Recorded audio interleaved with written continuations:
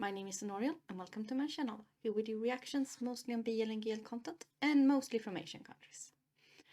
Today we are watching My Ride episode 4, and this is one of those where I have to have a very small screen and cut out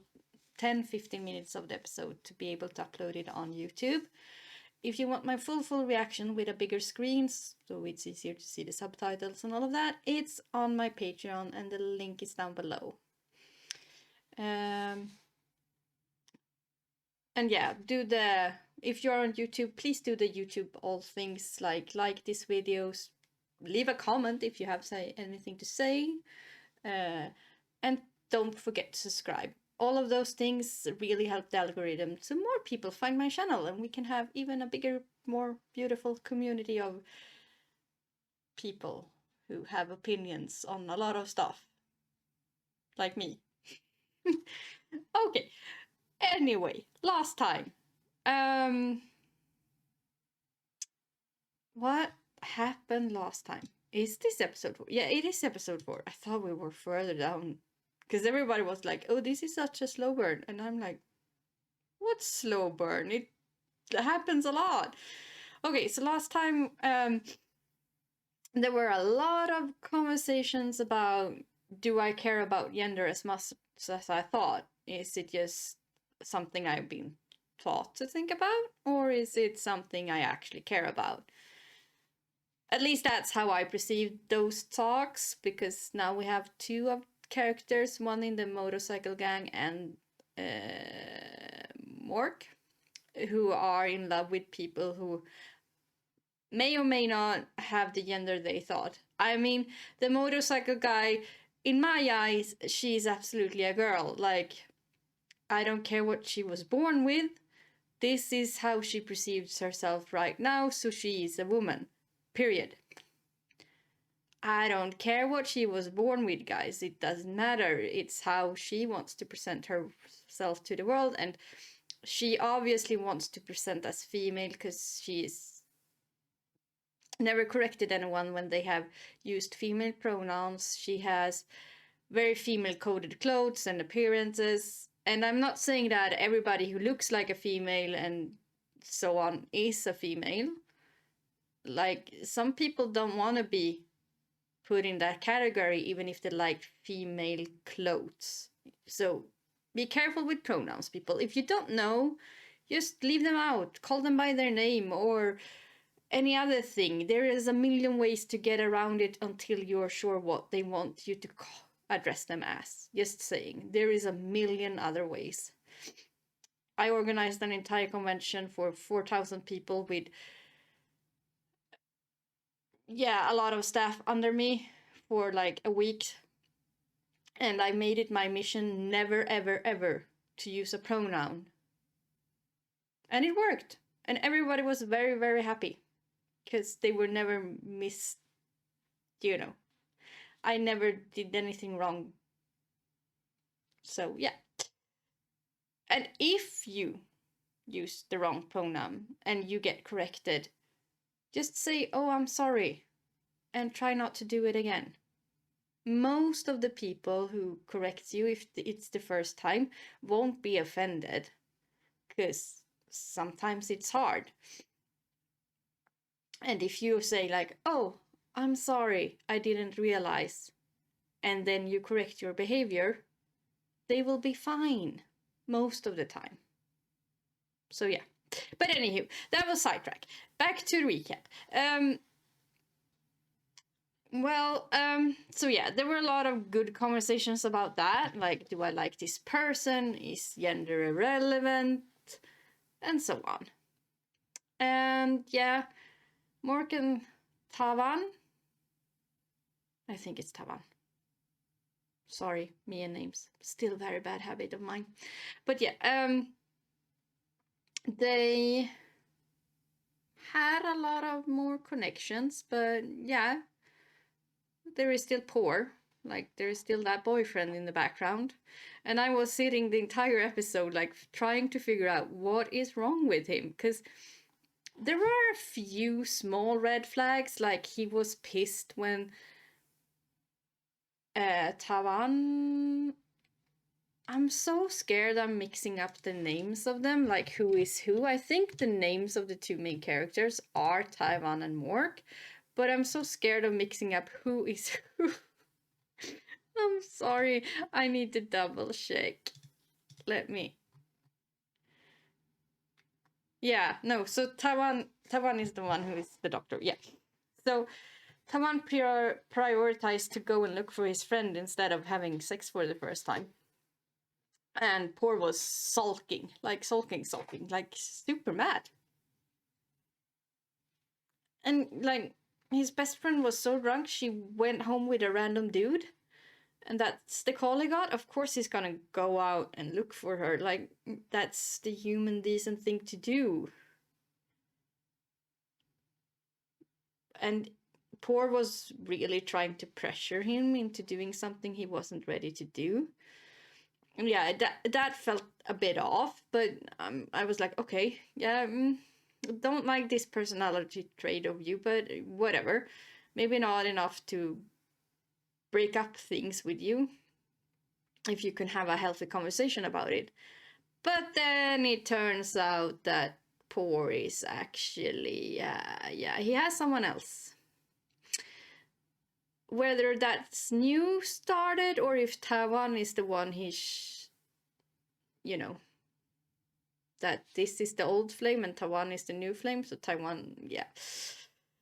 So yeah, but Taiwan doesn't know that yet because that's just for the audience to see. So yeah, I think that's basically what happened. So I'm gonna dive right in and watch the episode, and I will talk to you after.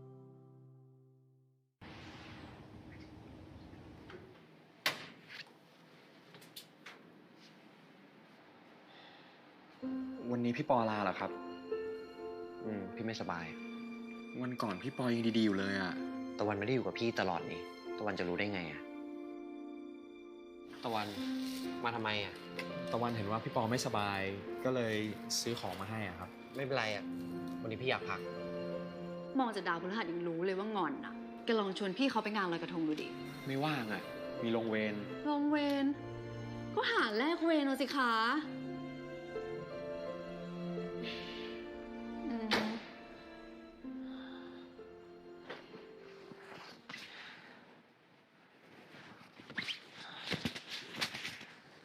เอาวะเดี๋ยวก็ได้ไปเดทกับพี่ปอละ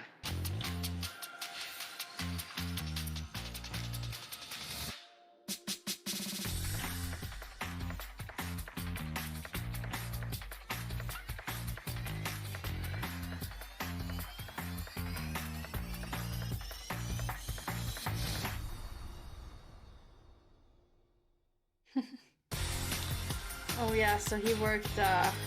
double shift or triple shift to be able to change. Oh, I hope you got some sleep in the call room, because yeah, you're gonna be hallucinating by like 48 hours or something like that. Around there, you're not gonna be able to go on a date. And I don't think, yeah, 70 hours, I hope you gotten some sleep. Like, it doesn't have to be a lot, like an hour or two here or there.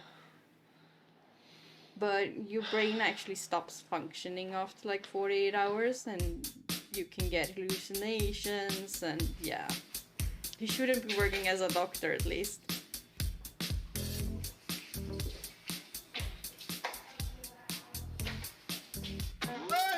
อะไรวะโอ้ยจะนอนไปถึงไหนสายแล้วรู้ไหมไม่รู้สายแล้วทำไมวะนี่มันเพิ่งกี่โมงเองโอ้โหดูเลยโหมันเพิ่ง7 โมงเองไอเดทร้านเปิด10 โมงวันนี้ต้องไปโรงพยาบาลลืมแล้วหรือไงไม่ลืมเลยวะแล้วทำไมเองไม่มาเตือนให้เร็วกว่านี้วะโอ้โหดูพูดจาไม่น่าแก่นะน่าจะหนุ่มใช่ไหมไม่ถึงน่าจะตายก่อนแก่สิตายก่อนโอ้เอะอะโวยวายอะไรกันตั้งแต่เช้าเนี่ยบ้านนี้ตีกันทุกวันเอ้าลุงยังไม่แต่งตัวอีกเหรอวันนี้เนี่ยลุงมีเจาะเลือดที่โรงพยาบาลนะก็ใช่น่ะสินี่ อาโคตรจะเบื่อลุงแก่เลยหมอ แล้วคิดว่าฉันไม่เบื่อแกไง ฮะ เบื่อฉันพี่ก็ออกจากบ้านไป แกไปก่อนเลย พี่นั่นแหละไปก่อน แกนั่นแหละไปก่อนเลย พี่ก่อน โอ้ยเดี๋ยวผมไปก่อน เดี๋ยวผมไปเรียกรถก่อน เดี๋ยวก่อนนะหมอก แล้ววันนี้หมอกไม่ต้องไปขับวินเหรอ คือ วันนี้รู้ว่าต้องพาลุงไปโรงพยาบาลไง ผมก็เลยเว้นไว้ก่อนอ่ะ เสร็จแล้วเดี๋ยวค่อยไปขับก็ได้ ไม่เป็นไรหรอก ลุงมารีบแต่งตัวเถอะสายแล้ว Yeah, he really likes that พูด doctor. จากระอึกกระอัก ท่าทางมีพี่รุธ ใช่ เร็ว ไปแต่งตัว สายแล้ว โอ้ย เดี๋ยวเก็บเองไป โอ้ย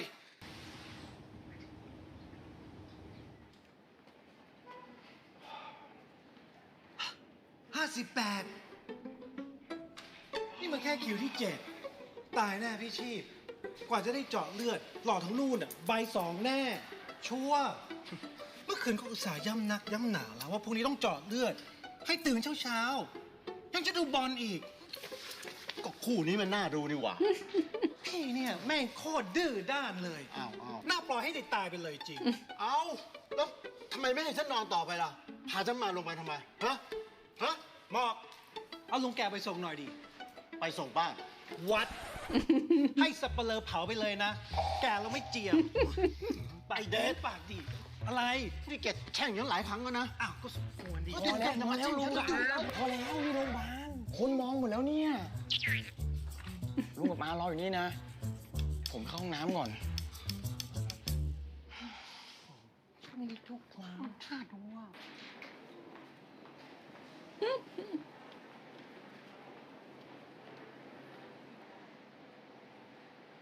ตะวัน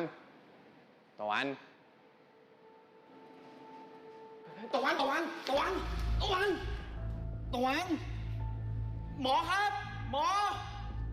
You have to call ตะวันเป็นไรอะ you have to call a doctor for the ตะ doctor. วัน Yeah, he has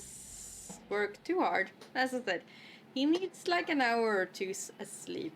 Not, I mean, you don't have to sleep for 8 hours. It's good if you do, but that's why they usually have those on-call rooms in hospital where you can sleep for a little while. ผมเป็นลมเหรอครับ ใช่ค่ะ ดีนะคะที่คุณคนนี้รับไว้ทัน ง่วงอะทำไมไม่ไปนอนที่บ้าน ไหวไหมคะคุณหมอ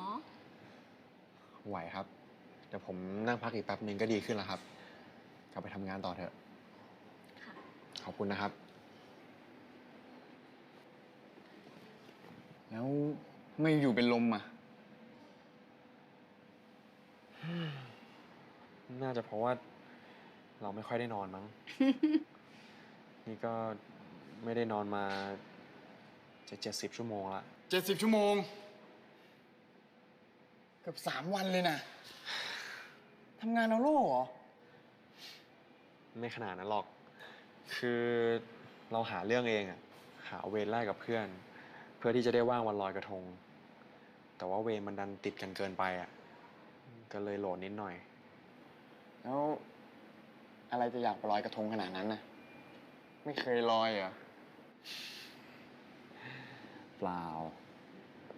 คือเราจะชวนแฟนไปลอยกระทงอะ Mm. คือเราผิดนัดเขามาหลายครั้งแล้วอะเรากลัวเขาจะโกรธ ก็เลยอยากจะชดเชยให้เขาบ้าง ก็เลยทำงานหนักจนเป็นลม รักคนอื่นได้นะ แต่ควรจะรักตัวเองด้วย Mm-hmm. Tell him. เฮ้ย คือเราไม่ได้ว่านะ แต่เราแค่อยากให้เป็นห่วงตัวเองด้วยไง เนี่ย เดี๋ยวเรานั่งพักอีกแป๊บนึงก็ดีขึ้นแล้ว งั้นเอางี้ เดี๋ยวเราไปหาซื้ออะไรให้กินดีกว่า จะได้ดีขึ้น ไอ้หมอก ไหนบอกว่าจะมาห้องน้ำนี่ยังหายมาซะนานเลยนะ โห ก็กำลังจะกลับไปแล้วเนี่ยลุง ลุง นี่หมอตะวันเพื่อนผม ตะวันนี่ลุงกับอาเรา สวัสดีครับ สวัสดีครับ นี่มาตรวจอะไรกันล่ะครับ อ๋อ ผมมาตรวจเบาหวานน่ะนี่เจาะเลือดเสร็จแล้วว่าจะมาหาอะไรกินสักหน่อย ลุงเจาะเลือดเสร็จแล้วเหรอ เอ้าก็นี่ไง พยาบาลนะเขาทำกันไว แป๊บเดียวก็ได้เข้าเจาะแล้วแกสิโวยวายไม่เข้าเรื่อง เออ ฉันจะได้ไม่ต้องปลุกแต่ตื่นจะมากี่โมงก็เรื่องของพี่ เอ้ย เอางี้ ผมกำลังจะไปซื้ออะไรให้หมอตะวันกินพอดี งั้นเดี๋ยวผมซื้อมาเผื่อลุงด้วยนะ ดี โอเคเลย อย่าลืมอาด้วยนะ โอเคครับมา นี่คุณหมอรู้จักหลานผมด้วยเหรอครับ ไม่เคยเห็นมันเล่าให้ฟังเลย ว่ามีคนรู้จักเป็นหมอด้วย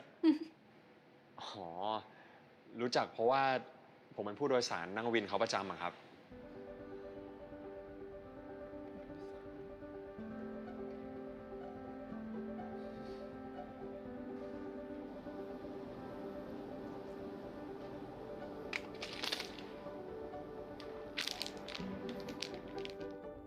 เอาอะไรไปฝากดีอะ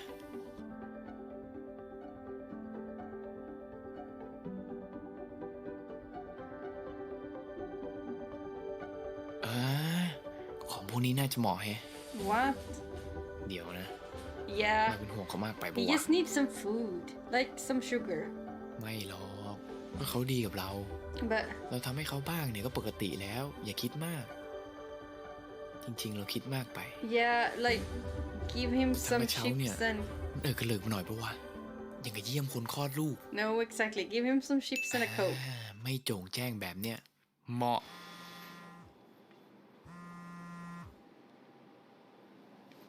ฮัลโหลครับลุง ฮะ แล้วไปอยู่ตรงนั้นได้ไงอะลุง เอ้าทำไมได้คิวตรวจไวอะนี่เอาคิวลุงเราไปสลับกับใครปะเนี่ย เราไม่ได้เอาคิวลุงนายไปสลับกับใครหรอก ก็แค่เอาคิวของลุงนายมาให้เราตรวจเองเลย ขอบคุณนะหมอ อุ๊ยไม่ต้องไหว้หรอกครับ แต่ว่าจากที่ผมดูเนี่ย ค่าน้ำตาลเหมือนจะสูงไปนิดนึงนะครับ แต่ว่าเรื่องความดันยังโอเคอยู่ครับ ต้องตัดขาหรือตาบอดไหมครับหมอ ไม่ถึงขนาดนั้นหรอกครับ แค่ควบคุมเรื่องอาหารหน่อยก็น่าจะดีขึ้นครับ เสียดาย ไอเดดนี่ถ้าไม่เกรงใจหมอนะเหนียวเลย เอาสิ ลองตกสิอ้าวกล้าว่าจริงกล้ารอให้ถึงบ้านเดี๋ยวโดน ใจเย็นก่อนนะครับ งั้นเดี๋ยวยังไง เดี๋ยวผมทำใบนัดตรวจตาคราวหน้าให้นะครับ เพราะว่าจริงๆแล้วคนเป็นเบาหวานเนี่ยควรตรวจตาอย่างน้อยปีละ1 ครั้ง เดี๋ยวให้พยาบาลด้านหน้าทำใบนัดให้นะครับ วันนี้ก็เรียบร้อยครับ ขอบคุณนะ ครับ เราซื้อนี่มาให้อะ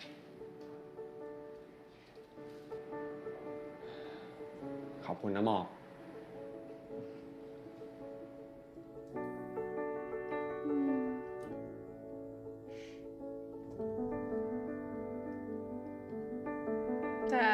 Yeah. They know. They know. Oh God, they know. Yeah. อ่ะลุง กินนี่รองท้องก่อน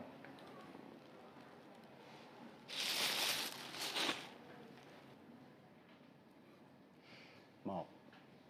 นี่แกไปสนิทกับหมอก็ตอนไหนวะ อ๋อ เขามาขึ้นวินอยู่บ่อยๆอะลุง ขึ้นบ่อยจนมีหมวกกันน็อกเป็นของตัวเองเลยนะแล้วหมอเขาเป็นคนดีมากเลยนะลุง ไม่ถือตัวเลย ตอนแรกอะนะ ผมก็ไม่รู้ว่าเขาเป็นหมอ เกรียนใส่เขาไปตั้งหลายรอบ ไม่โกรธผมด้วยนี่สำคัญนะ ยังบอกผมอีกว่าไม่ต้องเรียกหมอก็ได้ ให้เรียกชื่อเล่นแทน ขนาดนั้นเลย เอ๊ะหมอที่เคยเป็นผู้โดยสาร ที่แกเคยเล่าให้ฟังตอนนั้นปะ ใช่ลุงใช่ ว่าแล้ว ว่าแล้วอะไรลุง นี่แกรู้ตัวปะแววตาของแกตอนเล่าถึงหมอเนี่ยนะ มันเหมือนตอนที่ฉันเปิดใจให้ไอ้เดชมันใหม่ๆเลยเว้ย เดี๋ยวลุงหมายความว่าไงเนี่ย ไม่อะไม่ ผมไม่ได้ชอบผู้ชาย นี่ ออกลุงจะบอกอะไรให้ ความรักมันก็คือความรัก ถ้ามันก่อตัวขึ้นแล้วเนี่ย มันไม่สนใจหรอกว่า Exactly. คนนั้นจะเป็นเพศอะไร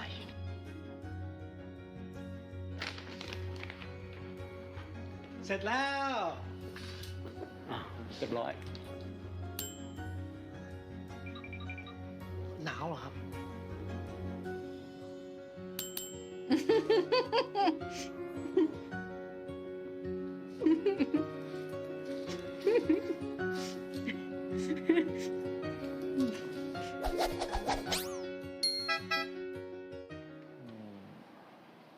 พี่ว่าพี่จะอยู่เคลียร์งานอีกครั้งตอนที่พี่ลาป่วยอะ ตะวันบอกพี่ปอช้าไปเองอะผมว่าพี่ปอไปเดินเล่นที่งานแป๊บนึงไม่ได้หรอครับนะครับ พี่ว่าพี่อยู่เคลียร์งานดีกว่าตะวันน่าจะเข้าใจพี่ใช่ไหม Yeah, so he worked his ass off for like 4 days and yeah.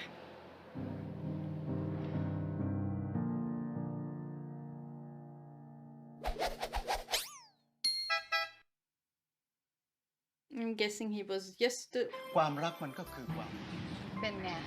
กะจะเซอร์ไพรส์ yeah, I'm เซอ guessing ร์ไพร he ส์ was ซะเอ just ง in เลย for one อุตส่า thing ห์อ and ดหลับ one thing อดนอน alone แลก and เว when ร he จะเป็น didn't ลม get it when แล้ว he สุดท้ายเป็นไง wanted ไปนอนเหงาอยู่คนเดียวที่ห้องเนี่ยนะโห โอ้ยแล้วเอาไงดีอะเดีย ถ้าพี่เขาไม่ว่างอ่ะ แกก็ไปหาพี่เขาสิ ไปช่วยเขาทำงานอะไรก็ว่าไป พี่เขาจะได้เห็นว่าแกใส่ใจ เรื่องแค่นี้ต้องให้สอนหนอ สู้สิเผชิญหน้าสิ อย่าหนี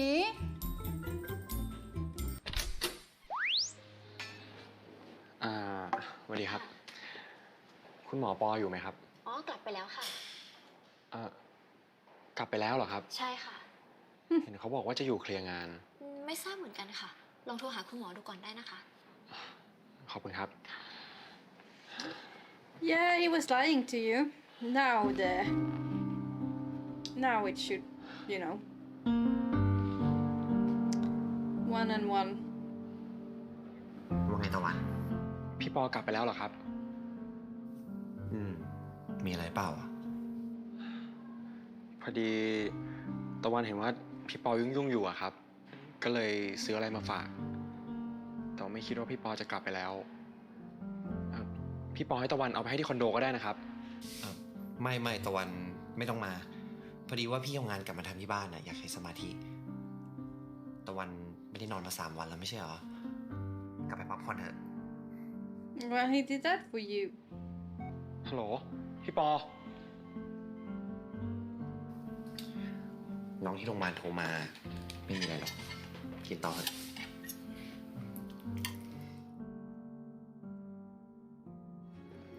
ไม่ไป อ้าว แล้วจะไปไหนอ่ะ ไม่รู้อ่ะ ไม่มีที่ไป ไปนอนก่อนไหม อันดับแรกอ่ะ นอนตอนนี้เราก็นอนไม่หลับหรอก ถ้างั้น ก็ไปหาอะไรกินที่ห้างไหม ไม่เอาอ่ะ เรายังไม่ค่อยหิวเลย อึน งั้นไม่เสนอละ เสนอแล้วก็ไม่ไป เฮ้ย ช่วยหน่อยนะ พาเราไปไหนก็ได้อ่ะ ตอนนี้เรายังไม่อยากกลับบ้านอ่ะนะ โห ยากนะเนี่ย ไปไหนดีอะ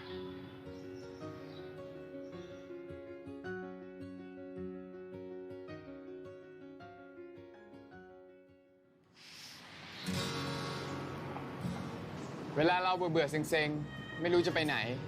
เราก็ชอบมามองแม่น้ำที่เนี่ยแหละ มันทำให้สบายใจดีอะมันเหมือนกับว่า เราได้เอาความไม่สบายใจมาโยนทิ้งลงไปด้วย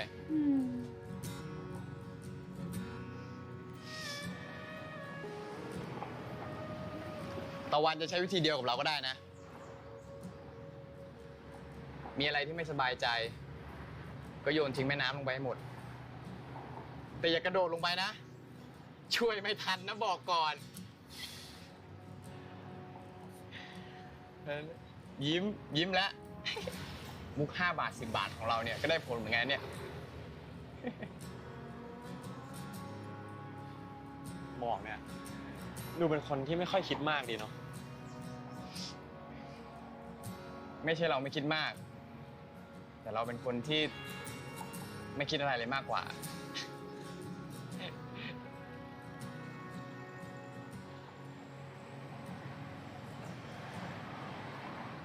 ขอบใจนะ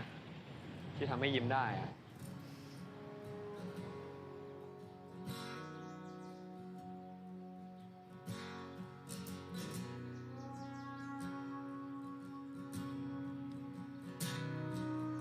จะใจเต้นทำไมวะเนี่ย You know why.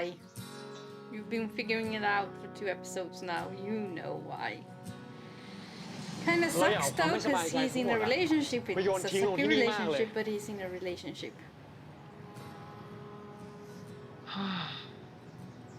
ตะวันเหนื่อยอะไรขนาดนั้นนะเล่าให้เราฟังได้นะ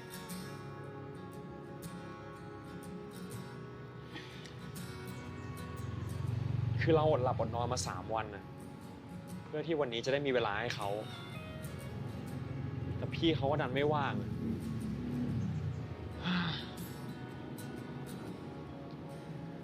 คือที่ผ่านมาเราผิดนัดพี่เขาบ่อย แล้วเราเห็นว่าวันเนี้ยเป็นวันลอยกระทงพอดีเราจะมีงาน เราก็เลยยอมลางาน เพื่อที่วันเนี้ยจะได้ว่างมาเจอเขาได้แต่ปรากฏว่าพี่เขาก็ไม่ว่าง แต่เราก็ผิดเองอะที่เราไม่ได้ถามเขาก่อนว่าวันนี้เขามีทำอะไรหรือเปล่า ตะวันอยากไปไหน Well เนี่ย เราไปเป็นเพื่อนได้นะ หมอกว่างเหรอ ว่างสิครับ ว่างมากเลยด้วย แต่แล้วแต่ตะวันเลยนะ อยากให้เราไป เราก็ไปได้ ถึงเราจะเป็นเพื่อนที่ไม่ใช่แฟน แต่คิดว่าก็น่าจะไปเที่ยวแทนกันได้นะ คือแถวบ้านเราเนี่ยก็วัดเยอะนะ แต่ว่าแถวนั้นก็จะแบบเงียบๆอะไม่ค่อยมีอะไรแบบนี้เท่าไหร่หรอก แล้วบ้านตะวันอยู่ที่ไหนหรอ เชียงรายอะแล้วหมอกอะ ชอช้างเหมือนกัน ลองทายดิ เชียงใหม่เหรอ ชุมพร คนละโยชน์กันเลยนะ คนหนึ่งใต้ คนหนึ่งเหนือเนี่ย แต่ก็มาเจอกันจนได้เนาะ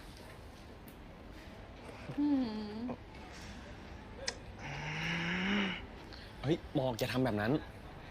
มือเราไม่สะอาดอะ เราให้ทำไงอะ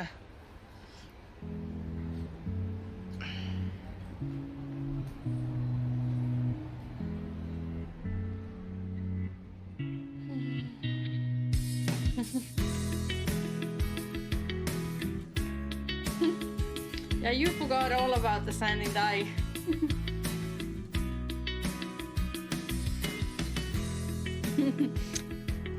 I think you can stop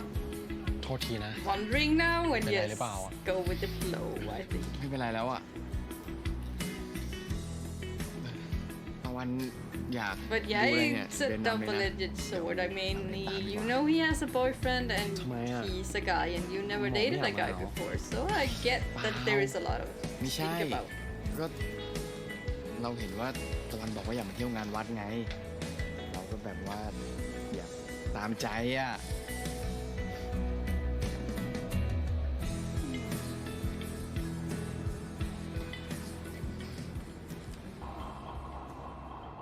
หมอกมีไอติมปะ เอาดิ เราให้เลือกก่อนเลย เฮ้ยตะวันเลือกให้ดีกว่า เรากินอันไหนก็ได้อ่ะ งั้นเอาอันนี้กับอันนี้ครับ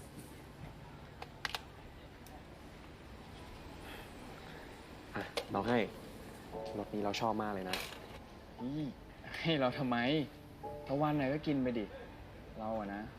กินอันไหนก็ได้ เราก็แค่อยากเอารสที่เราชอบให้หมอกอะ Hmm. แค่นั้นแหละ I He wants to share the things he likes with you. ขอบคุณนะ Yeah, I think Taiwan's feeling something too. It's just that, you know, he had a crush on Pormo. It's his first, like, crush and the first time he, yeah. ว่าแต่ไอติมเนี่ย แท่งเท่าไหร่หรอ So, 10 บาทอะ โห10 บาทเลยเหรอ ที่บ้านเราอะนะยัง2 แท่ง 5 บาทอยู่เลย ที่กรุงเทพก็แบบนี้แหละ มีค่าที่ค่านั่นค่านี่ ก็จริงนะ แล้วทำไมตะวันถึงมาเป็นหมอที่กรุงเทพอะถามได้ปะ ได้สิ ก็เราอะมาสอบที่นี่ พอสอบติดเราก็เรียนที่นี่ แล้วพอเรียนจบเราก็ทำงานที่นี่ต่อเลย แล้วเพื่อนๆเราเนี่ยก็อยู่ที่นี่กันหมดทุกคนอะแต่ว่าพูดแล้วเราไม่ได้กลับบ้านเลยอะพี่สาวเราเนี่ยก็โทรมาถามทุกวันเลยว่าเมื่อไหร่จะกลับเมื่อไหร่จะกลับ แต่ไม่ใช่ว่าเราไม่อยากกลับนะ แต่มันยุ่งมากแล้วก็ไม่มีแกลบช่วงไหนว่างที่เราจะกลับได้เลยอะแล้วหมอกอะทำไมหมอกมากรุงเทพหรอมาเรียนหรือเปล่า คือเราไม่ได้มาเรียนนะถ้าบอกไปแล้วเนี่ยอย่าด่าเรานะ ทำไมอะ เรา a girl. ตามผู้หญิงมา คือเขาสอบติดมหาลัยที่กรุงเทพอะเราก็เลยตามเขาขึ้นมา แต่เราไม่ได้มาเรียนนะ เรามาหางานทำอะไปสมัครงานที่ไหนก็ลำบาก เราก็เลยไม่รู้จะทำอะไรอะสิ่งเดียวที่เราถนัดเนี่ยก็คือการแว้นมอเตอร์ไซค์ก็เลยเป็นวินเนี่ยแหละ แล้วผู้หญิงที่ว่านี่แฟนใช่ปะ ใช่ แต่ตอนนี้ไม่ใช่แล้วอะ โทษทีนะดราม่าปะเนี่ยเราไม่น่าถามเลยอะบอกไปตรงนู้นกันเรายังไม่ได้ไปเลย ไปกัน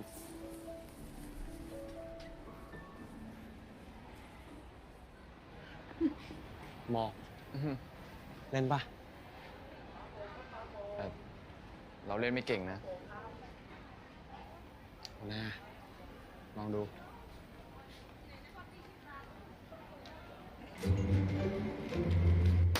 เฮ้ย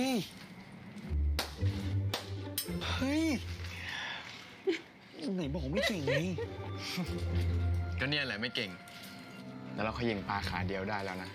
ตอนเนี้ยกำลังฝึกปิดตาปลาอยู่ ถ้าฝึกสำเร็จเมื่อไหร่เขาถึงจะเรียกว่าเก่ง ตะวันลองดูไหม แต่เราไม่เก่งเหมือนหมอกหรอกนะ เอานะ เดี๋ยวเราสอน จับอย่างนี้ซึบแล้วก็เล็ง เวลาจะปลาเนี่ยให้ปลาย้อยขึ้นข้างบนนะ เพราะว่าหัวมันหนัก มันจะย้อยตกลงมาโดนลูกโป่งเขาดู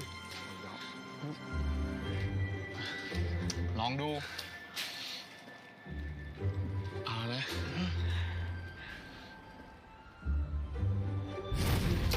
เฮ้ย ขอโทษนะครับ โทษนะ มือใหม่อ่ะ Maybe no. No. Good reflexes though. What did he see?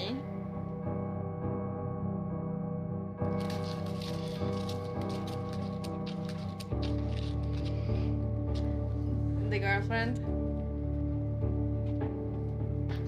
But I mean, I realized you changed your entire life for her, but why chase after her? You are done. เมื่อกี้ใช่คนนี้ไหมอ่ะ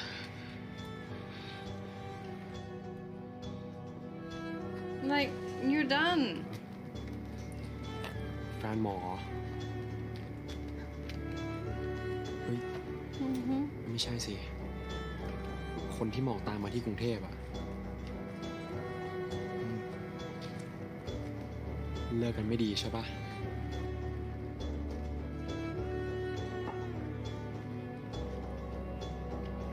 คือตอนแรกเราก็คิดไว้อยู่แล้วอะว่าน่าจะเลิกกันไม่ดี แต่เราก็ไม่รู้ว่าเป็นเพราะสาเหตุอะไร กะว่าถ้าหมอกพร้อม หมอกก็น่าจะเล่าให้เราฟังเอง แต่ว่าตอนนี้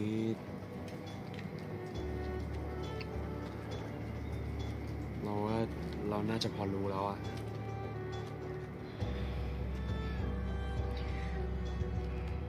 อย่าไปว่าเขาเลย มันไม่ใช่ความผิดเขาหรอก เราไม่ดีเองอะเรามันห่วย กระจอก เรียนก็ไม่สูง แถมยังเป็นแค่วินมอเตอร์ไซค์รับจ้างเทียบกับคนใหม่เขาไม่ได้สักนิด เป็นใครอะนะ ก็ต้องเลือกทางที่ดีกว่าสำหรับตัวเองนั้นแหละ เป็นเรานะ ถ้าคนรวยมาจีบอะเราก็ไป หมอก เรารู้หมอกเจ็บนะ แต่อย่าทำร้ายหัวใจด้วยการว่าตัวเองเลย ดูแลหัวใจตัวเองซะบ้าง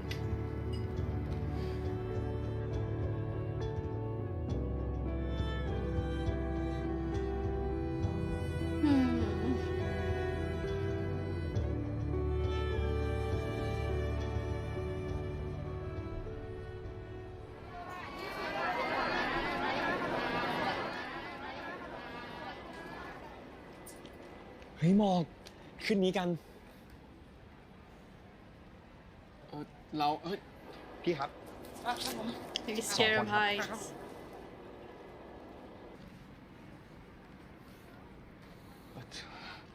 ตะวันอยากขึ้นเหรอ ถ้างั้นเนี่ย เดี๋ยวเรารออยู่ข้างล่างก็ได้นะตะวันไปเลย เฮ้ย ได้ไงอะเราอยากขึ้นเนี่ยเพราะหมอกเลยนะ ไอ้ที่หมอกพูดเมื่อกี้นี้เนี่ย อัลเฟรด แอดเลอร์ นักจิตวิทยาเนี่ยเขาเคยพูดเอาไว้นะว่า มันคือความรู้สึกด้อยค่า แต่ว่ามันไม่ได้เป็นปมด้อยหรอกนะ ถ้าเกิดว่าหมอกทำความเข้าใจกับเรื่องนี้ได้ มันอยู่ที่ว่าหมอกเนี่ยจะกดตัวเองให้ต่ำลงไป หรือว่าจะผลักตัวเองให้สูงขึ้น ตะวันพูดอะไรอ่ะ เราไม่เห็นเข้าใจเลย ก็เรากำลังจะทำให้หมอกเห็นภาพอยู่นี่ไง ลองขึ้นไปบนที่สูงๆ แล้วก็มองอะไรจากมุมที่สูงๆดูบ้าง หมอกอาจจะรู้สึกดีขึ้นก็ได้นะ Okay. หมอก ไปเร็ว เร็ว ตะวัน ไปเร็ว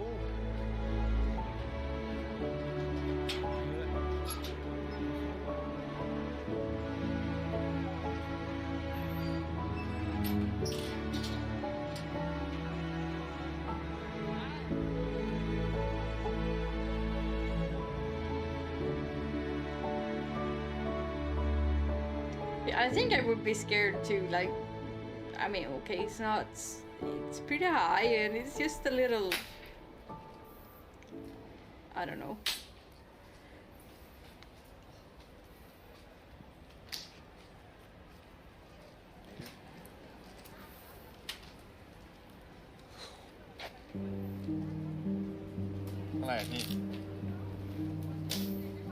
Is that ไปทาง forward? อื่นดีกว่า ทำไมอ่ะ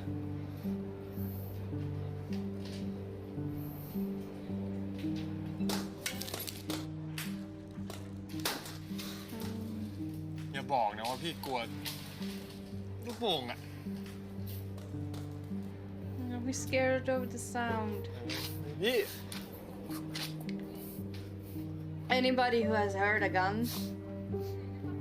in a traumatic way Yeah. knows that balloons is your weak point. หมอกดูนั่นดิ Just ส saying. วยมากเลยอ่ะ It's one thing I forbid when Mom. my kids have birthday parties. No balloons.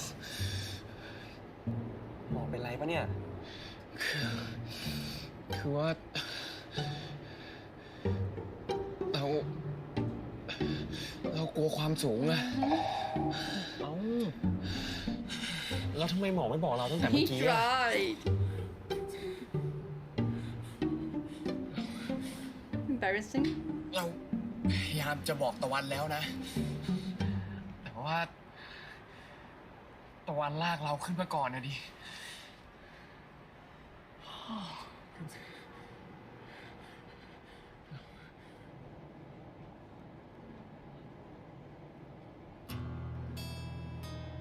หมอก Focus on him. หมอไม่ต้องมองลงไปข้างล่าง แล้วก็ไม่ต้องมองขึ้นไปข้างบนแล้วนะ หมอแค่มองหน้าเราก็พอ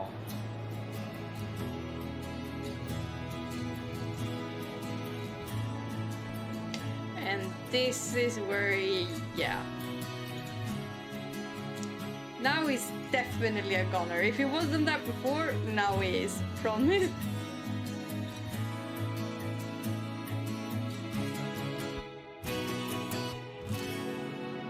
ตะวัน อืม เพราะว่า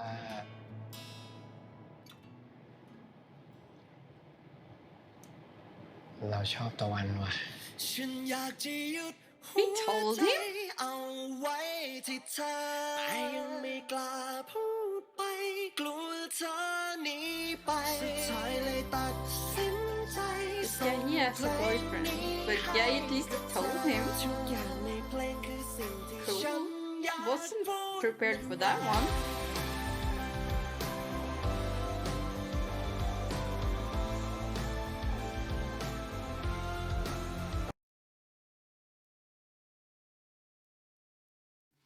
Okay, so that was my ride episode 4. And yeah, there were a lot of more finally realizing his feelings and a little bit of the side couples, but mostly more realizing exactly what is he feeling and coming to terms with it. Like, yeah, this is what I'm feeling. This is not just something, this is what I'm feeling. And I was surprised that he told him at the end. I wasn't ready for that. Like, we're on episode 4 and he already told him he liked him. Okay, he has a boyfriend, but that was brave. Like, so brave. I mean, he knows probably that he can't get anything out of it because, yeah, Tawan has a boyfriend. A shitty one, but still, they are together. They haven't talked it out. Or, well, I don't know what Poor's intention in this are, but in Taiwan's world, they are together, and yeah. Let's go with his world instead of Poor's, because we don't get to see his world that much. We don't know what's going on in his mind. But, yeah, and I adore the uncles. They're funny. A bit dysfunctional, like... but they seem... happy. I mean, they fight a lot, but they seem happy with that report. And who am I to judge that then? If they're happy while doing that, then that's their choice. If they like that bickering all the time thing, as long as they're happy, we don't have to like understand it, or every couple doesn't need to be, 40 years in and still kissing and holding hands. Some people just want someone to bicker with, someone to rub you the wrong way, not the right way. Like, that's just... And I like them. They are like the old married couple that you always see in movies, but there are 2 guys. And I love it, because, yeah, why not? But, yeah. I actually adore this series. I know I probably don't talk that much or have that deep of a thought after every episode, because, I don't know, they just do things so right. There are so many good conversations in this series, and they take their time. It's not like, oh, I like boys now, instant. He actually took his time trying to verify it, trying to figure it out. When Taiwan touched him, he was like, my heart is beating faster. And he took his time. He looked at it. He was like processing. It's, yeah, very realistic. Very good. And he still has his hurt over his ex-girlfriend, obviously. I don't know why he chased after her, because what was that accomplished? Like, you are over. But I get it. He kind of has to accept that. And I think he did now when he talked to Tawan about it. Like, and that's why he felt like he could say he liked him. Because I think that was the final piece of closure for him. But yeah, and they really tackle the social divide in society, like, can a doctor be boyfriend with someone who drives a motorcycle taxi? Like, there are these hierarchies in life, even if you don't have class society. Like, I know Sweden is kind of known for not having that much class society, because if you earn more, you pay more taxes. So we try to have the very equal income. Of course, there are poor people. Like, poverty in Sweden is actually the highest it's been since the 30s, which is, but that's a whole other discussion. And I know in Thailand, class is probably a much bigger thing. I don't know, but I can guess that it's a much, much bigger thingy. So I get that that is a big thing that they are gonna address, and they are addressing it. Like he said there, he didn't blame the girl, because, I mean, who wants to date a poor guy, as he kind of put it? She has everything going for her. She is going to uni. She is trying to make a better life for herself. And with that comes the interest of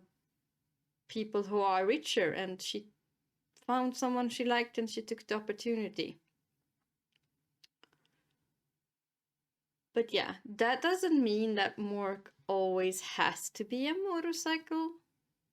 Like, if he and Taiwan got together,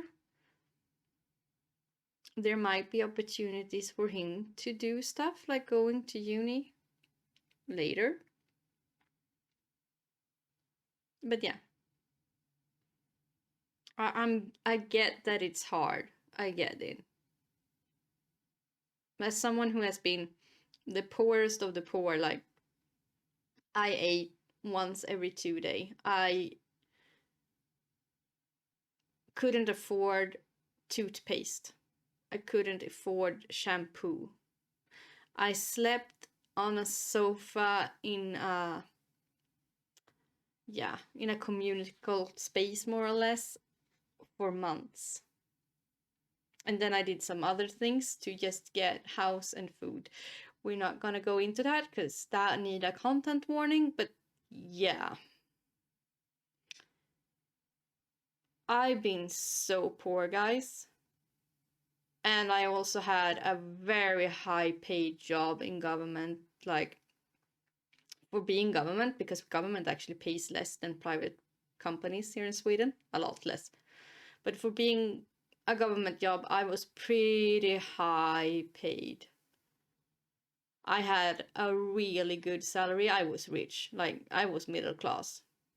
To then become poor again, more or less. Well, I'm not poor now, because I have people around me who earns more money than we can spend.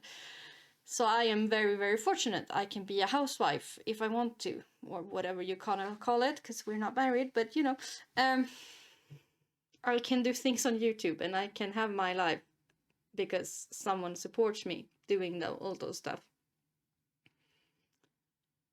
But that's a whole other issue of guilt when you do that, because I am raised to be able to take care of myself. So when I can't, when someone needs to support me,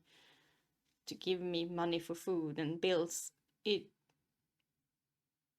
it's hard. So I understand Mork, that he is raised to be the man, the provider, to, yeah.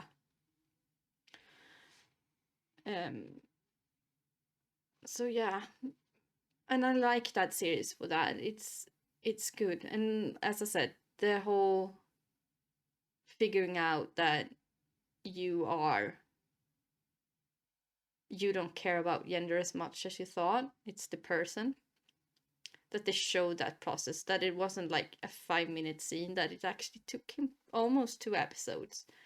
to, like, yeah, no, this is it. But yeah, Sorry, I said I didn't have any deep thoughts and then I talked for 9 minutes. And got a bit more personal than maybe I should. But anyway, I will talk to you next time. Bye!